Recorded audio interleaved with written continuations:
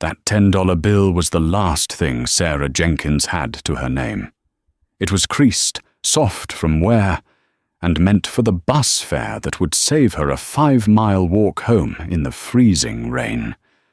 But when she saw the stranger at the counter, his worn coat, the shame in his eyes as his card was declined again, she made a choice. It wasn't just kindness, it was a reckless act of desperation. She used her last $10 to buy his coffee. What she didn't know was that this stranger wasn't who he seemed, and in exactly 1 hour, a black Maybach would pull up, and a billionaire would make an offer that would shatter her world. The smell of burnt coffee and stale grease was the first thing that hit Sarah Jenkins every morning, and the last thing she scrubbed off her hands at night. The Willow Creek Diner, a relic of the 1970s wedged between a pawn shop and a laundromat on the fraying edge of downtown, was both her sanctuary and her prison. Its cracked vinyl booths and flickering neon sign were the backdrop to her life, a life that felt just as worn and dim. At 26, Sarah was the primary caregiver for a life that wasn't her own. Her mother's medical bills, the result of a failed experimental treatment for an illness that stole her memory and mobility, had piled up into a mountain of debt so high Sarah could no longer see the summit. Collection notices, stamped with aggressive red ink, were the only mail she ever received at her tiny cold water flat. This Tuesday was particularly brutal. The heating in the diner had given up, and a biting October wind rattled the windows. Sarah's fingertips were blue, her breath pluming in front of her as she topped off coffee for the few regulars who braved the cold. Her boss, Stan Petrov, a man whose personality mirrored the diner's grimy facade, was barking at her from the kitchen. "Jenkins, table 4 is complaining. This coffee is mud." "It's the same brew as always, Stan," Sarah muttered, forcing a smile for Mr. Henderson, who was nursing his usual black coffee. "Don't talk back. Just fix it. And you're late on your side work.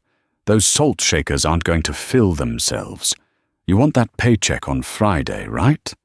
Sarah winced. The paycheck. After her rent, the minimum payment on the medical debt, and the pharmacy copay, she was left with almost nothing. This week, she'd miscalculated. She'd paid the electric bill for her mum's apartment first, leaving herself short. She felt the familiar, thin rectangle in the front pocket of her apron. A single $10 bill. It was, quite literally, her last $10 until Friday. It was her bus fare for the rest of the week. Without it, she'd be walking 5 miles, each way, in the deepening cold. She'd been on her feet for 9 hours straight. Her shoes, held together with a touch of superglue at the sole, were leaking. The thought of that walk, in the dark, made her stomach tighten with a cold, familiar dread. The diner was mostly empty as the lunch rush died. Stan was in the back, likely skimming from the register, a habit Sarah and the other waitress, Brenda, were well aware of, but too scared to mention. Sarah wiped down the counter, her eyes drifting to the red-stamped bill peeking from her apron. Just hold on. 3 more hours. The bell above the door chimed, a tinny, weak sound. A man shuffled in, shaking the damp from his shoulders. He wasn't a regular. He looked lost. He wore a simple, dark coat that was clean but frayed at the cuffs, and his hair was matted from the wind. He looked to be in his late 40s, with eyes that held a profound, bone-deep weariness. He slid onto a stool at the counter, avoiding her gaze. Just a coffee. Black. "Coming right up," Sarah said, her voice automatically shifting into the cheerful waitress tone. She poured the coffee, the same mud from the pot Stan had yelled about, and set it in front of him. He wrapped his chapped hands around the warm mug, letting out a slow breath. He didn't say anything, just stared into the black liquid as if it held the answers to the universe. Sarah went back to her side work, filling ketchup bottles. She could feel his stillness. He wasn't reading a paper, wasn't on a phone. He was just there. After 10 minutes, he drained the cup and pushed it forward slightly. "Another?" Sarah asked. He nodded, still not looking up. "And do you have maybe a plain muffin? Whatever is cheapest." "Got a blueberry muffin left. Day old. I can do it for $1, Sarah offered. Stan would kill her, but it was heading for the trash anyway. "Okay. Yeah. Thanks." She got him the muffin and the second coffee. He ate the muffin slowly, methodically, as if rationing the crumbs. Sarah felt a pang of recognition. She knew that look. It was the look of someone doing the math, calculating how long a single small meal could stretch. Finally, he stood up, pulling a wallet from his back pocket. It was a thin, worn leather wallet, the kind that held very little. He pulled out a debit card and slid it toward her. "That's it." Sarah rang it up. "Coffee, $2.50. Muffin, $1.2. Total, $3.50. She swiped the card, declined. A small, digitized beep cut through the quiet diner. The man's head snapped up. His face flushed a dark, painful red. "What? No, try it again. There should be." Sarah swiped it again, slower this time. Declined. I don't understand," he stammered, his voice dropping to a whisper. He fumbled with the wallet, pulling out a different card. "Try this one. It's a new one. My bank." Sarah swiped it. Declined. Invalid PIN. The man's shoulders slumped. The weariness in his eyes was replaced by a sharp, burning shame. He was trapped. I just transferred. I'm sorry, I have to make a call." He stepped away, pulling out an old, cracked smartphone. Sarah watched him. He wasn't angry. He wasn't trying to run. He just looked defeated. "What's the hold-up, Jenkins?" Stan roared from the kitchen doorway, wiping his hands on his filthy apron. "Get the stiff to pay and get him out." The man visibly flinched, turning his back to Stan. "I'm sorry," he whispered to Sarah. I'm waiting for a wire. My wallet was stolen yesterday. These are new cards. I think they're not activated." Yeah, heard it all before." Stan sneered, walking over. "No money, no coffee. You've got 2 minutes to pay, or I'm calling the cops. We're not a charity." The man's hands were shaking. "I'll pay. I just need a minute." "Your minute's up, pal." Stan reached for the phone behind the counter. Sarah looked at Stan's smug face. She looked at the man's profound humiliation, and she looked at the $10 bill in her apron. It was her bus fare. It was her only safety net. It was the difference between a cold walk and a warm ride. "Don't be stupid, Sarah. You need this." But the man's eyes, they looked like her father's eyes had in the end. Resigned. Beaten. "Stop." Stan paused, his hand on the phone. "What did you say?" "I said stop, Stan." Sarah's voice was shaking, but it was firm. She reached into her pocket, pulled out the soft, creased $10 bill, and slapped it on the counter. "I've got it. It's $3.50. Here." She pushed the $10 bill toward the register. The man stared at her, stunned. "No, I can't. You don't have to."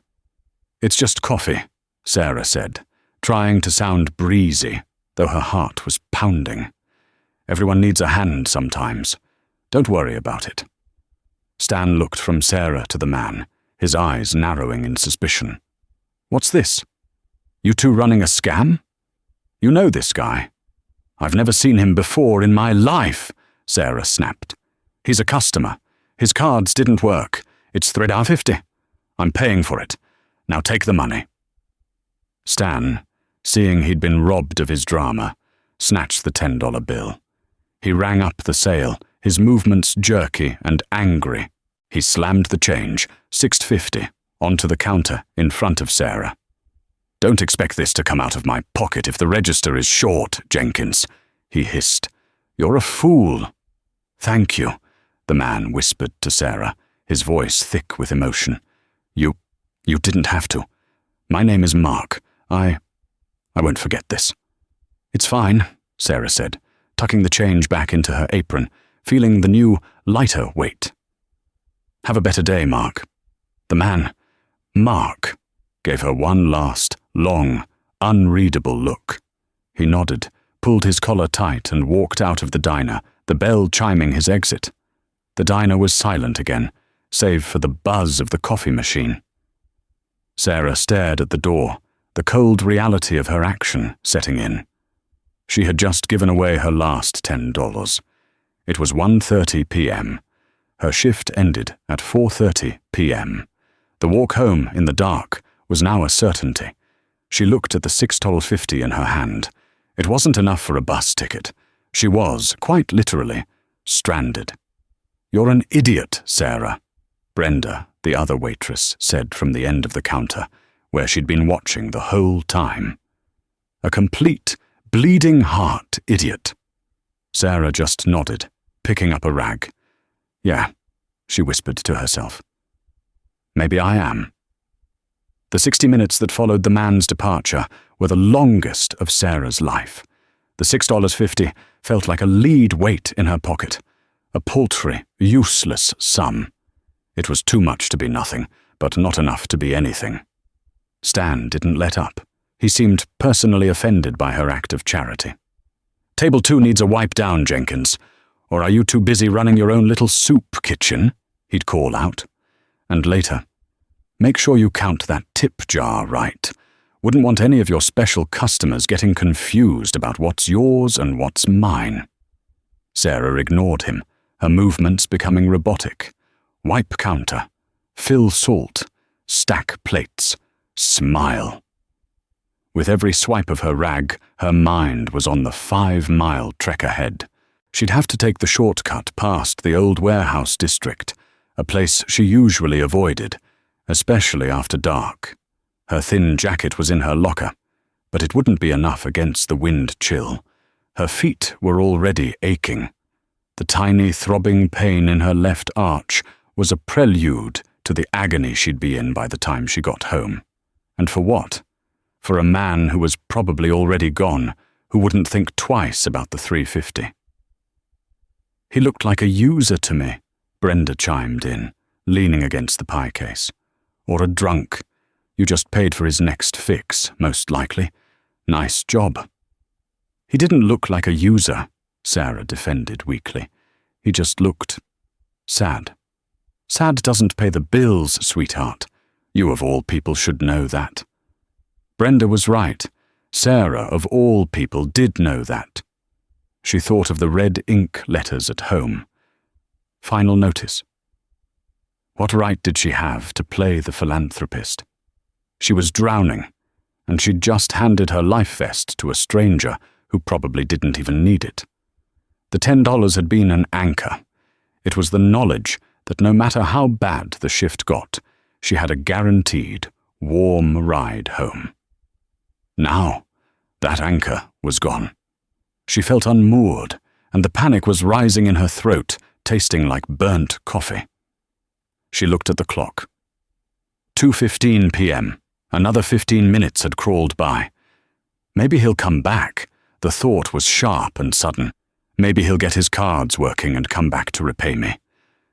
She found herself glancing at the door every time the bell chimed. But it was just a construction worker grabbing a soda, then a pair of college students complaining about the prices. Mark was gone. The regret was so sharp it was almost physical. It was a cold knot in her stomach. Idiot. Idiot. Idiot.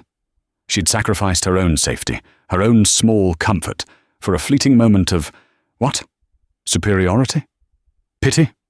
No, it was empathy, and that, she was learning, was a luxury she could no longer afford.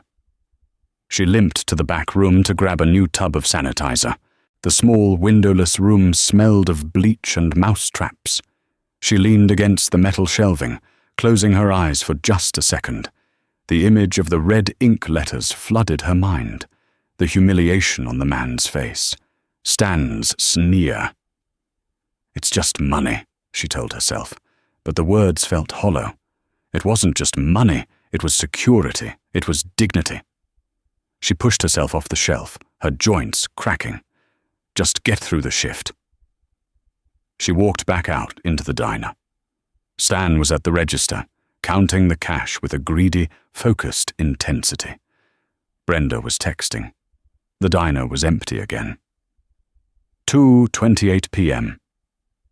Sarah started prepping the coffee filters for the next morning.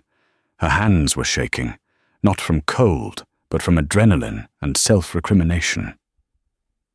"Maybe I can ask Brenda for a loan." She glanced at Brenda. The older waitress was already looking at her with a mixture of pity and contempt. No.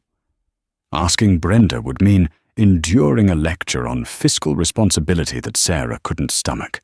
Maybe Stan? She almost laughed out loud. Stan wouldn't give her lint from his pocket, let alone $10.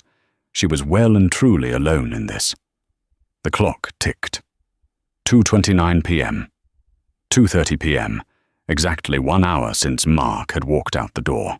The sound that came from outside wasn't the chime of the diner bell. It was a deep, throaty rumble, the sound of an engine so powerful and so quiet it seemed to suck the air out of the street. It was a sound that didn't belong on this block.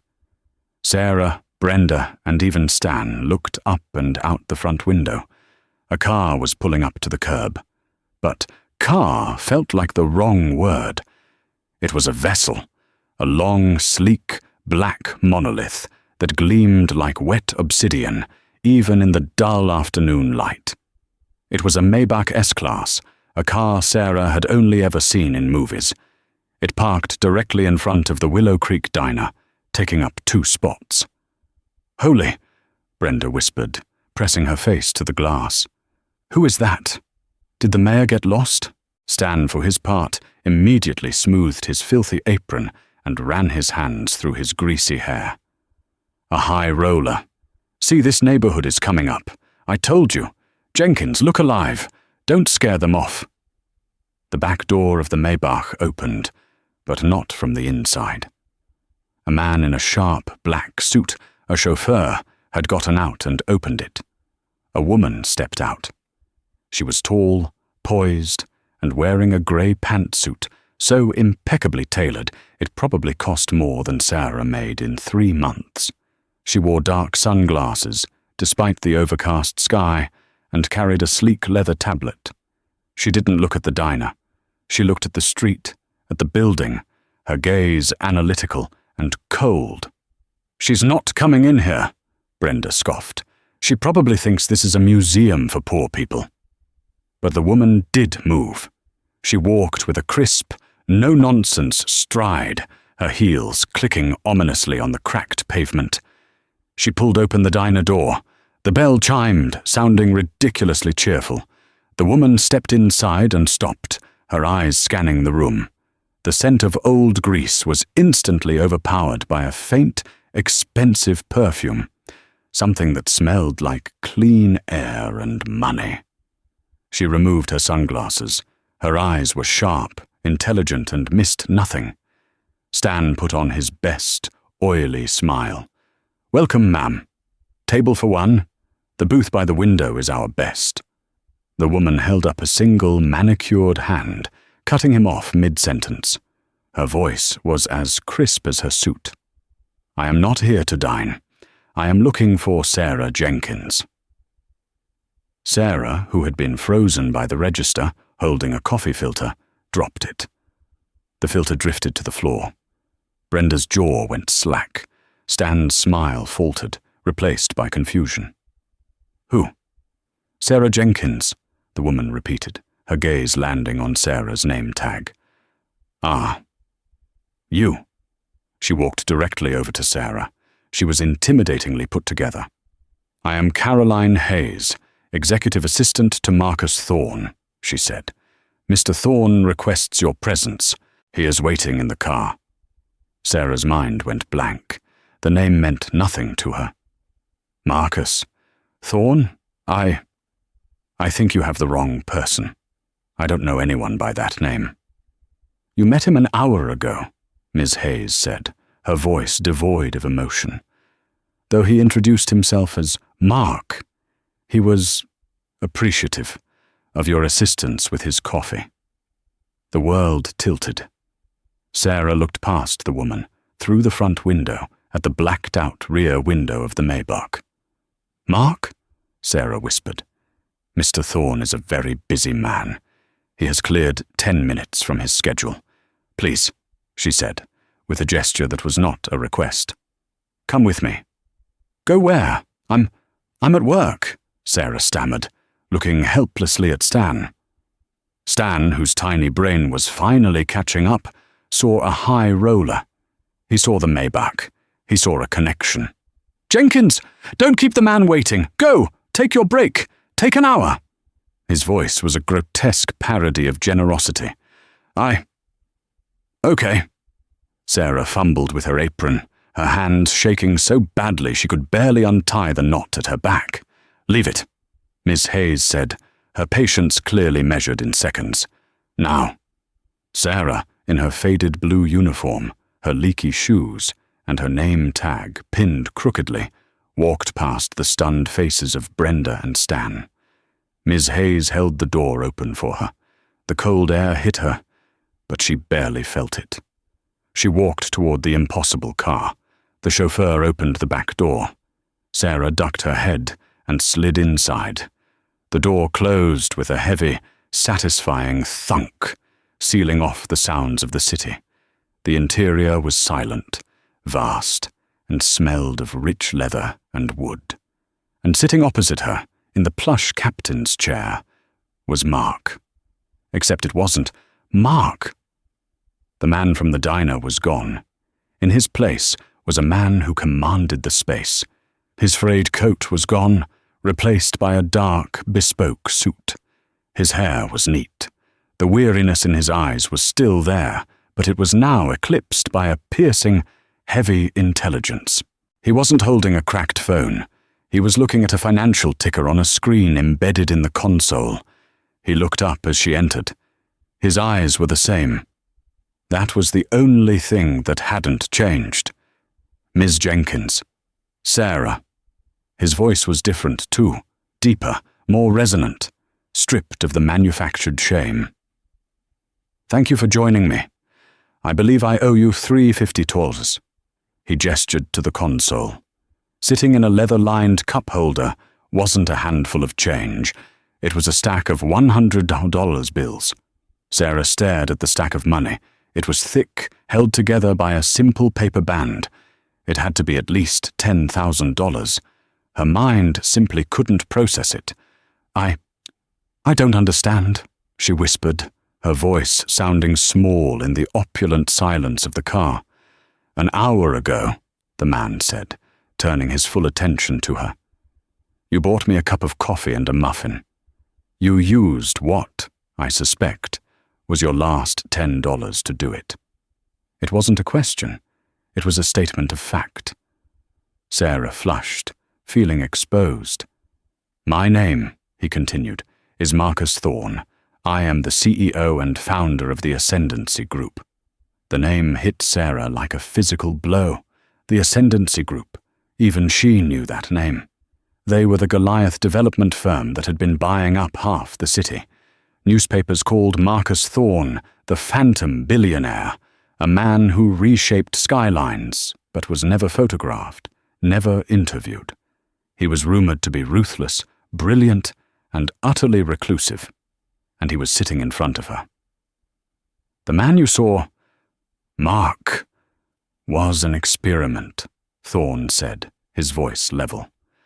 I'm in the process of acquiring this entire city block for redevelopment, the Pendleton Tower. It will be the new headquarters for my North American operations. He tapped the screen, and the financial ticker was replaced by a gleaming 3D model of a skyscraper, a spear of glass and steel piercing the clouds. Sarah recognized the intersection. It was this intersection. The Willow Creek Diner was a tiny, insignificant footprint at the base of the massive tower. "I don't just invest in property, Ms. Jenkins," Thorne said, his eyes locking onto hers. "I invest in environments. Before I finalize a multi-billion-dollar project, I like to test the soil. See what sort of community I'm building in. Or in this case, building over." He leaned forward slightly. "For 3 days, I have been Mark. I have walked these streets. I've been ignored by police, sneered at by shop owners, and kicked out of 2 different lobbies. I've been treated not as a person, but as a pest. An inconvenience." His gaze sharpened. "My wallet was not stolen. My cards were not inactive. They were dummy cards, designed to fail. I was testing the people of this neighborhood to see if there was any character left here worth preserving. And in 3 days, every single person failed the test." He paused, letting the weight of his words fill the car. "Everyone," he said, "except you." Sarah felt dizzy. This was too much. "So, this was a game? You were playing?" "It was data collection, Ms. Jenkins. I am a man who runs on data, and you provided the most valuable data point of all. You, who had the least to give, gave the most. You sacrificed your own security. I saw you counting your change for the bus. For a stranger. That is an anomaly. A very interesting one." He gestured to the money again. "That is $10,000. Your $350 plus a considerable rate of interest. Please take it. It's yours." Sarah looked at the stack. $10,000. It would cover not even half of the interest on her mother's debt, but it would stop the red ink letters for a few months. It was a lifeline, but something felt wrong. It felt transactional, cold. "You're buying this block," Sarah said, her voice numb. You're tearing down the diner." "Of course," Thorne said, as if stating the obvious. "This entire block will be razed in 60 days. The diner, the pawn shop, the laundromat. It's all part of the acquisition. Progress. And Stan? My boss?" A thin, humorless smile touched Thorne's lips. "Mr. Petrov has been difficult. He tried to hold out, assuming he owned a gold mine. My legal team disabused him of that notion this morning. He is a leaseholder, not an owner. He signed his buyout agreement not 20 minutes ago. He is being compensated fairly for the remainder of his lease and the value of his equipment." Sarah's stomach dropped. "So, I'm out of a job." It was all happening too fast. The act of kindness, the Maybach, the Billionaire. It was a roller coaster, and she'd just been thrown from the peak. She wasn't being saved. She was just being told she was unemployed in a more expensive car. "Yes," Thorne said, watching her carefully. "You are." He saw the despair settle on her face. He saw the flicker of hope die in her eyes. "Take the money, Sarah," he said, his voice softening just a fraction. "Go home. Pay your bills. It's more than a fair severance for a job you've just lost." Sarah stared at the cash. She thought of Stan, smug and suddenly rich, walking away without a care. She thought of Brenda, who would be in the same boat as her. She thought of the 5-mile walk home, which was still a reality, only now it was permanent. She shook her head, a small, defiant movement. "I don't want it." Marcus Thorne, a man who had never heard the word no in a business deal, actually reared back in surprise. "I'm sorry? I don't want it," Sarah repeated, her voice stronger now, fueled by a sudden, strange surge of anger. You can't just play God. You can't walk in, pretend to be poor to test people, and then just bulldoze their lives and hand them a stack of cash like it fixes everything. You didn't just collect data. You humiliated me. You let my boss scream at me. You let me think I was a fool for helping you. And now you want to pay me off? That was real to me. It wasn't a data point. It was my bus fare. She was breathing hard, her cheeks burning. She had just yelled at a billionaire. She was definitely going to be sick. The car was dead silent. Ms. Hayes in the front seat was so still she might as well have been a statue. Marcus Thorne didn't get angry. He didn't yell back. He just watched her. His face was unreadable, but his eyes were alive, calculating, as if she'd just presented him with a complex equation he hadn't considered. He was quiet for a long, heavy moment. Then he did something truly unexpected. He smiled. It wasn't the thin, humorless smile from before. It was a genuine, surprised, and deeply impressed smile. "Ms. Hayes," Thorne said, not taking his eyes off Sarah. "Yes, sir. Cancel my 3 p.m. with the zoning commissioner, and get Mr. Petrov on the line. I believe we need to renegotiate his exit. It appears I've just found a new business partner." Sarah's brain stalled. "Business partner?" "Mr. Petrov," Thorne said into an intercom. Stan's tinny, confused voice came back instantly. Yes? This is Stan Petrov. Who is this?" "This is Marcus Thorne. I'm sitting outside your establishment. My assistant, Miss Hayes, will be coming in with an addendum to the agreement you signed. I've reassessed." Thorne cut the connection and looked at Sarah. "The offer of $10,000 is off the table." Sarah's heart sank. Of course, she'd overplayed her hand. She'd yelled at the king and was being cast out of the kingdom. I'll just go. Sit down, Ms. Jenkins." His voice wasn't angry, it was energized.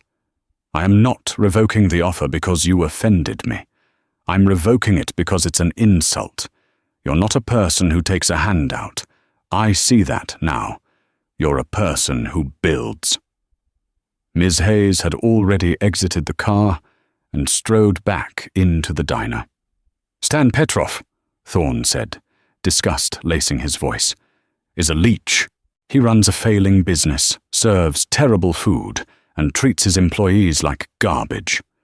My team's report indicates he's been skimming profits for years, which is why the diner is perpetually on the verge of bankruptcy. And yet, I was about to hand him a check for $500,000 just to go away." He shook his head. "That's not good business. It's just tidy. I prefer smart business." The door of the diner burst open. Stan came half running, half stumbling out onto the sidewalk, his face a mask of confusion and greed. He saw the Maybach and hurried toward it. "Mr. Thorne, sir. A pleasure. A real pleasure," he gushed, trying to peer through the tinted window. Thorne pressed a button, and the window slid down with a silent hum. Stan flinched at the sight of the billionaire, then recomposed himself into an oily smile. "Is there a problem with the agreement, sir?" Stan asked, wringing his hands. "Because I'm very flexible. We can—" "Mr. Petrov," Thorne said, his voice dropping to an icy calm. "The deal we offered you, $500,000 for your lease and assets, was based on the assumption that you were the sole operator. It has come to my attention that you have a partner." Stan's blood drained from his face. A partner? No, sir, it's just me. My name on the— I'm the owner." "Are you?" Thorne arched an eyebrow. "Because it seems to me that Miss Jenkins here," he gestured to Sarah, who was watching, stunned, "is your acting partner. She's handling customer relations.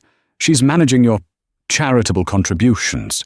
She's the only asset in that entire building worth a damn. And you didn't list her on the Articles of Incorporation." "Her?" Stan sputtered, a look of utter disbelief crossing his face. "She's a waitress. She's nobody. She works for me." "Not anymore," Thorne said. "Ms. Hayes is inside with a new offer. We are prepared to buy the name the Willow Creek Diner, the branding, and the recipes, such as they are, for $25,000. Stan's jaw unhinged. 25,000? But you said 500,000. We signed. You can't. We can, Thorne said, his voice like granite. The original offer was for the full dissolution of your business, but I've decided I don't want to dissolve it. I want to buy it, and the $500K was contingent on a non-disclosure and a clean exit, both of which you are currently violating by shouting at me on a public street. The $25,000 is my final offer for the assets. You will take it, or my legal team will put an injunction on this entire property, based on the health code violations my team documented this morning, and you will walk away with nothing but a lawsuit. Do you understand me? Stan looked from Thorne's merciless gaze to Sarah's shocked one. The realization dawned on him. This was because of her. His face contorted with a visceral, venomous hatred, all directed at Sarah. You, he hissed at her. You did this! You snake! You set me up! Take the deal, Mr. Petrov, Thorne said, his voice bored. Stan, defeated and shaking with rage, looked back at Thorne. And the 500,000 is gone. Stan stared, his world imploding. He was losing his payday, his diner, his power, all in one fell swoop. He gave one last, hateful glare at Sarah, then turned and stomped back into the diner, defeated. He will sign, Thorne said, closing the window. You just took his business, Sarah whispered, horrified and fascinated. I just bought his business. For a fair market price, considering its actual value, Thorne corrected, which brings me to you. I am a builder, Miss Jenkins, and I see a foundation in you. What I'm about to offer you is not charity. It is an investment, a high-risk, high-reward venture. He tapped the screen again. The gleaming tower reappeared. The Pendleton Tower, 70 stories, the ground floor. That's the premium retail and hospitality space.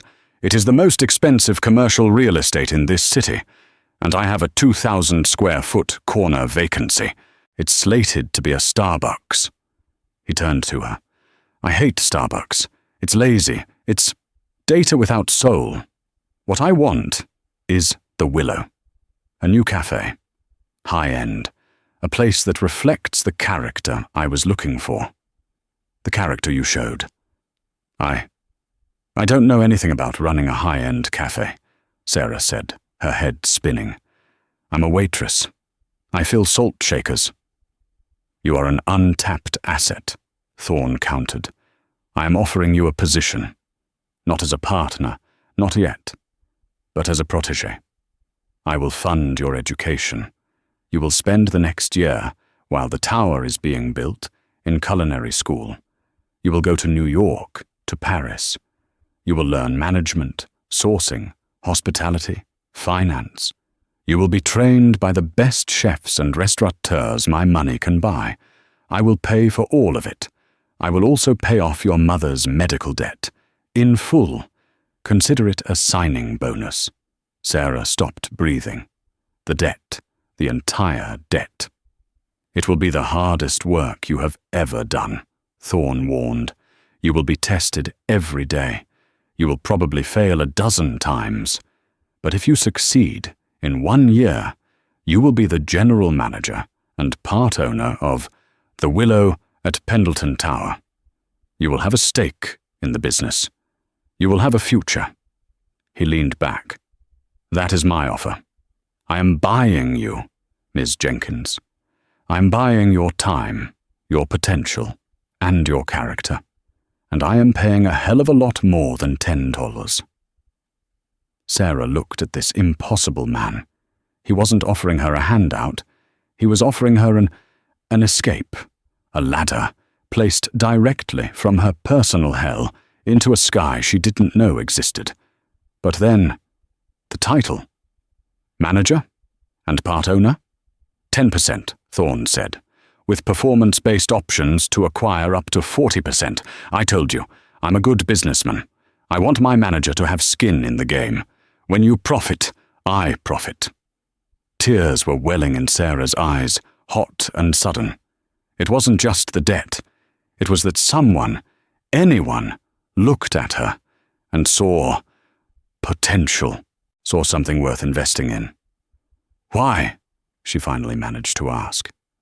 Why do this for me? Because I gave you $10?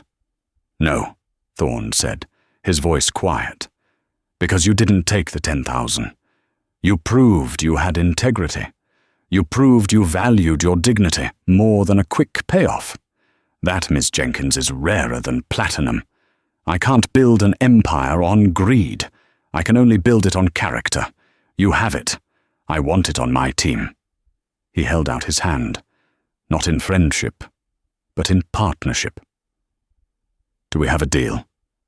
Sarah looked at her own hand. It was chapped, the nails broken, a small burn mark on the knuckle from the coffee pot this morning. She looked at his. It was clean, manicured, and powerful. She wiped her damp palm on her uniform, and she took his hand.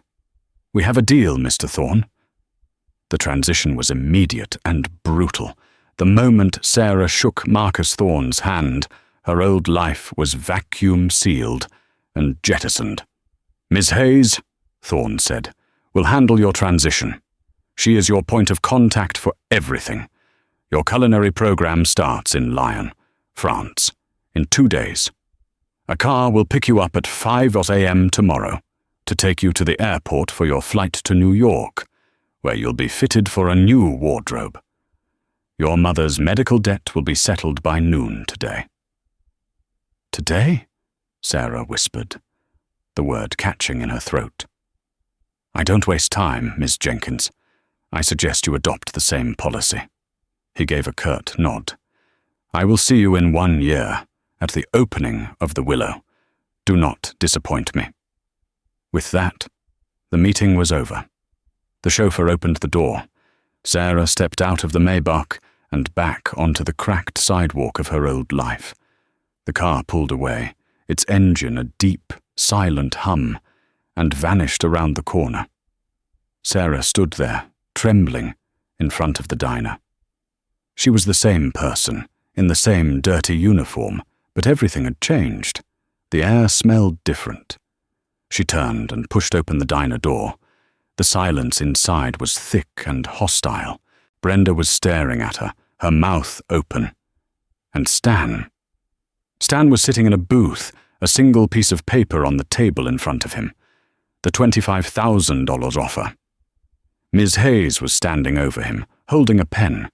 When Stan saw Sarah, his face, which had been pale with shock, turned a deep, mottled red. You! He spat. The word was low, packed with venom. You little thief. Stan, Sarah started. You planned this. You knew who he was. You set me up. You cost me $500,000.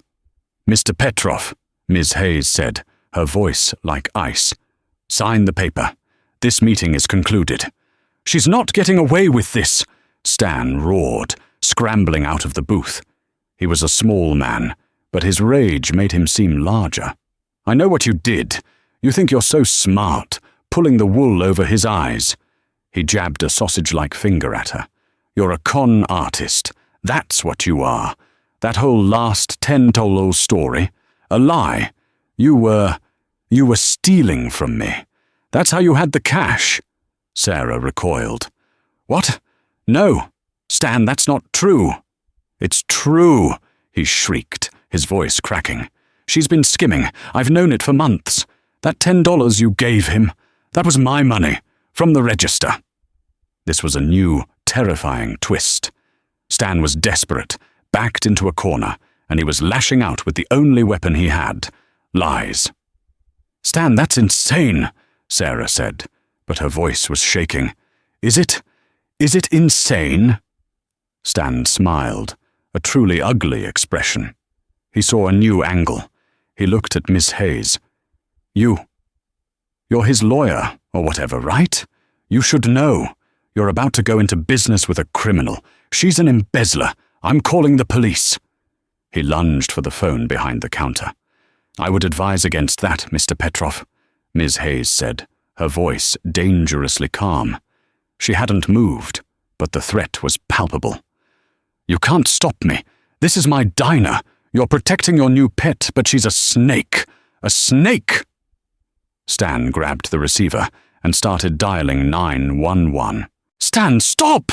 Sarah cried, tears of frustration and fear springing to her eyes. "You know that's not true." "Hello? Police?" "Yes. I need to report a theft at the Willow Creek Diner. My employee, Sarah Jenkins." "Yes, Jenkins. She's been stealing from my register, and I've caught her red-handed." Sarah's world, which had just expanded to the size of a galaxy, suddenly shrank to the size of this one. Filthy room. Marcus Thorne. He'd find out. He'd think Stan was telling the truth. The deal, the school, her mother's debt. It would all vanish. He wouldn't invest in a thief. "He's lying," Sarah said desperately to Miss Hayes. "He's lying because he's angry about the money. Please, you have to believe me." Ms. Hayes looked at Sarah. Her expression was neutral, analytical. It was the same look Thorne had given her. She was being weighed and measured. "Brenda," Stan yelled, Tell her you've seen Sarah being shifty with the register." Brenda, who had been watching in silent shock, was now in the spotlight. She looked at Stan, her boss, who was clearly unhinged. She looked at Sarah, her co-worker, who was on the verge of collapse. And she looked at the woman in the power suit, who clearly held everyone's future in her hands. Brenda was a cynic, but she wasn't a liar. "Stan, that's nuts," Brenda said, her voice flat. "Sarah's never taken a dime. You're the only one around here who ever shorts the register on a Friday night." Stan's face went white. You're fired. Both of you. Fired." "You can't fire them, Mr. Petrov," Ms. Hayes said, finally tapping the tablet she was holding, "because as of 30 seconds ago, I am the acting receiver for this property. Mr. Thorne's offer of $25,000 was contingent on your immediate and peaceful cooperation. By making a fraudulent police report and threatening staff, you have voided that offer." Stan froze, the phone still in his hand. "The police are, however, on their way," Ms. Hayes continued, "which is fortunate, because while you were busy fabricating a story about Miss Jenkins, I was reviewing the digital surveillance my team installed here 2 weeks ago as part of our due diligence." She turned the tablet around. The screen showed a grainy, time-stamped video from the night before. It was a feed from a tiny camera pointed directly at the cash register, and it showed Stan, after hours, carefully pocketing a handful of $20 bills and replacing them with ones and fuffahos from his own wallet. It showed him, clear as day, embezzling from his own business. "It seems you were right, Stan," Brenda muttered. "There is a thief in this diner." Stan looked at the video, at Ms. Hayes, at Sarah. The fight drained out of him, replaced by a grey, sickly pallor. He dropped the phone. It clattered against the counter, dangling by its cord. "My team's forensic accountants," Ms. Hayes said, "estimate your embezzlement over the last 5 years totals just under $150,000, which is, by a remarkable coincidence, almost exactly what the business should have been worth. You didn't just skim, Mr. Petrov. You gutted this place." The sound of a distant siren grew closer. "Mr. Thorne's offer of $25,000 is gone," Ms. Hayes said, her voice final. "So is the $500,000. Your lease is terminated, effective immediately, for cause of criminal activity. You will walk out of here with nothing, and you will cooperate fully with the authorities, or Mr. Thorne will ensure the district attorney prosecutes you to the fullest extent of the law." Stan Petrov, the small man who had bullied Sarah for years, seemed to shrink. He didn't say a word. He just stared at the tablet, a broken man. The siren wailed, stopping right outside. 2 police officers walked in, the bell chiming mockingly. "We got a call about an embezzlement," the first officer said, looking around the diner. Ms. Hayes nodded, holding up the tablet. "Yes, officer. Right this way. This man," she gestured to Stan, "has a full confession I'd like to discuss."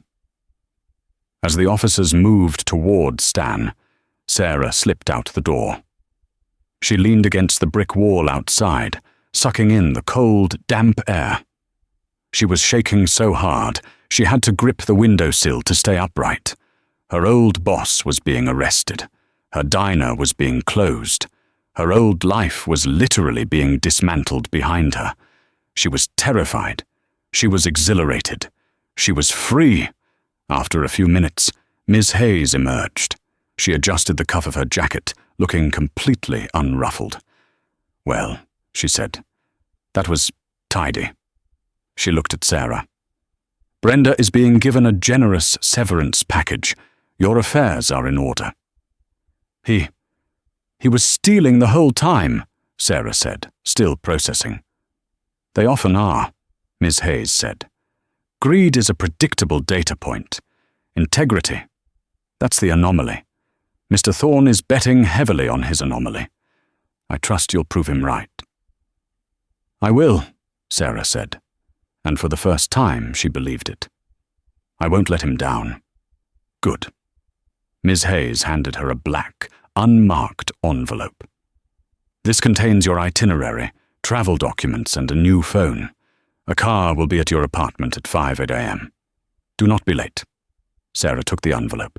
It was heavy, crisp. "Ms. Hayes, thank you." The severe woman almost smiled. "My thanks are premature. You haven't done anything yet, Miss Jenkins. Go home. Get some sleep. Your new life starts before sunrise." Ms. Hayes walked to a black town car, not the Maybach, just a simple, elegant support vehicle that had been waiting down the street. She got in, and it too disappeared. Sarah was left alone on the sidewalk. The police car was still there, its lights flashing, casting red and blue shadows on the street. She looked at the 650, still crumpled in her apron pocket. Then she looked at the black envelope in her hand. She didn't need the bus fare. She turned, and for the last time, began the long walk home.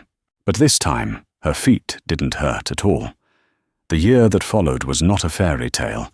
It was a trial by fire. Marcus Thorne was true to his word. Sarah was immediately flown to Lyon, France, and enrolled in a brutal culinary boot camp. Her instructor, Chef Antoine Dubois, was a tyrant who made Stan Petrov look kind. "Non!" he would scream, sweeping her imperfect work aside. "This is not diner slop. Your soul is a mess." She worked 18-hour days, crying in the walk-in freezer, but fueled by the knowledge that her mother was finally in a comfortable, private care facility, her debts erased. After 6 months, the training shifted. Ms. Hayes sent her to New York City. She wasn't learning to cook, she was learning to run. She interned at elite Manhattan restaurants, mastering finance, staffing, and supply chain logistics. Her uniform changed from faded blue cotton to sharp black trousers and silk. Her weary waitress voice was replaced by a quiet, measured confidence. Thorne remained an invisible, demanding presence. Ms. Hayes would simply forward notes. "Your Q3 projections are off by 1.2%. Mr. Thorne expects 0.5%. Fix it." The final test came in a Chicago boardroom.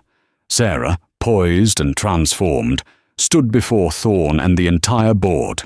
"They still prefer a Starbucks," Thorne said, his voice flat. "Convince them they are wrong." Sarah presented her vision. She didn't just talk food. She presented an ironclad financial model built on a radical principle. "Starbucks is safe," she concluded, her voice ringing with authority. "But the Willow," is an experience built on the data point that started this all, that treating people with dignity is profitable. The room was silent. Thorne stared at her, then nodded once. "Gentlemen, the Willow is greenlit." The crucible was over. 1 year to the day after she bought a stranger a coffee, Sarah stood inside the Willow. It occupied the gleaming ground floor corner of the Pendleton Tower, where the diner's grimy footprint used to be. The space was warm, filled with brushed copper, soft green velvet, and the scent of fresh espresso. On the far wall, beautifully lit, was a single, framed, creased $10 bill. It was the grand opening. Sarah, in an elegant black dress, commanded the room, an earpiece connecting her to her kitchen. She was no longer a waitress. She was the proprietor. She spotted him in the darkest corner booth, dressed not in a suit, but in the simple coat of Mark. He was just watching. Sarah poured a single origin black coffee and plated a fresh blueberry muffin. She walked over and slid into the booth, placing the items on the table. "Just coffee, black, and a muffin," she said.